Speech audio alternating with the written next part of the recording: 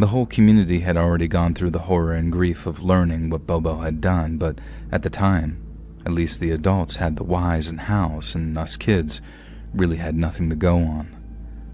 Many of us were still under the impression that Sarah's death had somehow been an accident, that Jackson had stabbed or cut her, which, in turn, had sent Bobo into a murderous rage. But then to learn that Bobo had killed Jackson before turning on Sarah in some sort of blackout rage, that was just far too much for people to handle.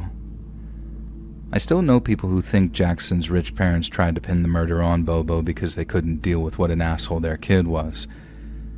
And while he was most definitely a total goddamn prick, he wasn't the one who hurt Sarah. Hell, he didn't even get near her. There's no doubt that he contributed to the whole situation. I mean, I don't think Bobo would have reacted the way that he did if he hadn't been in such a keyed-up state of mind. But that doesn't change the fact that it was Bobo who killed his best friend in the world, not Jackson. I mean, he said it himself at the police station after he was arrested at that scene.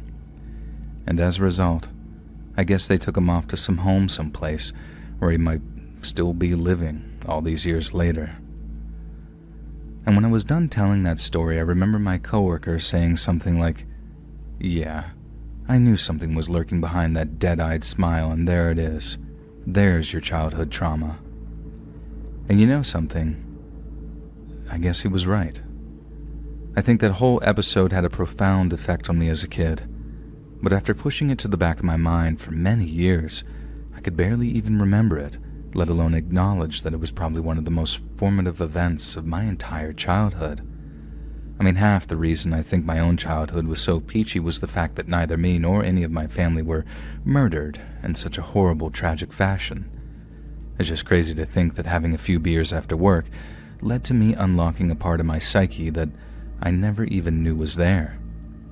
But the effect that it had the most was that I'm now planning on reaching out to Sarah's surviving relatives. I feel like I should reach out and let them know that even all these years later, there's people outside her family that still remember her with affection.